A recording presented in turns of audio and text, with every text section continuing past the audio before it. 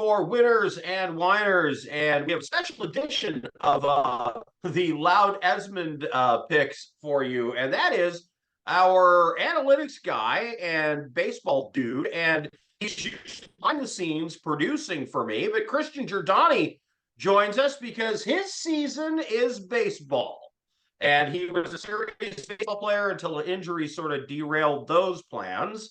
And he uses his analytics on, figuring out how things are going to go in the baseball world, about to start an internships with a major league team. We're not going to name any names.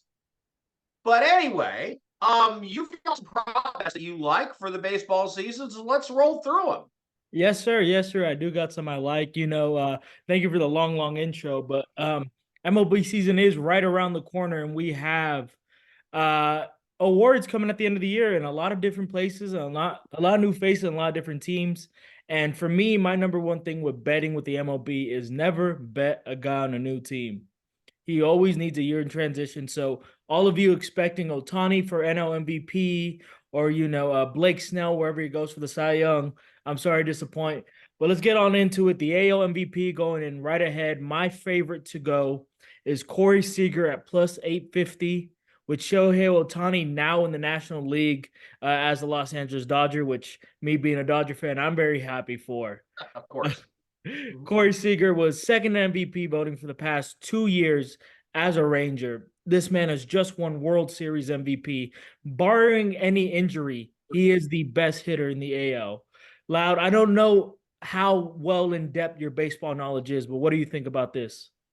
I'm going to go with you on this one. I have a very specific team I'm fading because I'm a daily reader of the Wall Street Journal, and an article came out about the Boston Red Sox. So I'm going to have my individual baseball over-under pick on that as the video we do after this. But I bow to your superior baseball knowledge.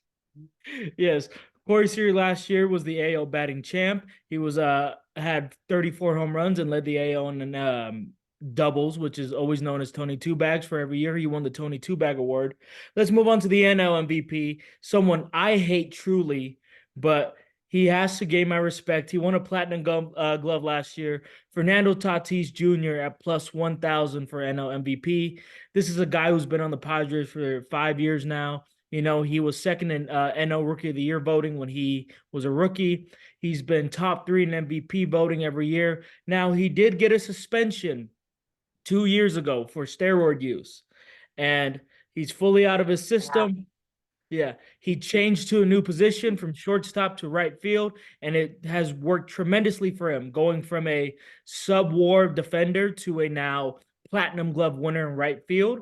And with the platinum glove, a full season there, and if he keeps his bat consistency with the OBS of plus above 400, this guy is a lock-in for MVP at plus 1,000. I've bit a number of times favoring the Padres last year because, I bought into the preseason hype and they didn't quite perform. So we'll see how that works out. But I know in baseball, you don't necessarily have to be on a winning team to win these awards. It's very different than other sports in that way. No, and that's a great point, Loud, because Mike Trout, probably the best player in baseball for the past decade, and Shohei Ohtani, the best player in baseball for the past 5 years, have both been MVPs. They have a combined 5 MVPs in their career, and they played for the Angels. None of these guys. That talent, nothing. Yeah, nothing came out of that organization with that talent. And, but they won 5 MVPs out of it with losing seasons or 500 seasons, missing the playoff every single year. So, yes, in baseball, winning does not mean having an MVP. It just means being the best player in your, your conference. Moving on to Cy Young, my AL Cy Young of the year is Luis Castillo for plus 1,200 on the Seattle Mariners. He had a really, really rough year last year. It was his second full year in Seattle, his first full year in Seattle, his second year there. This kid. Your 2-year rule. Yes. So this year, he's on his 3rd year in Seattle. He's completely into the system.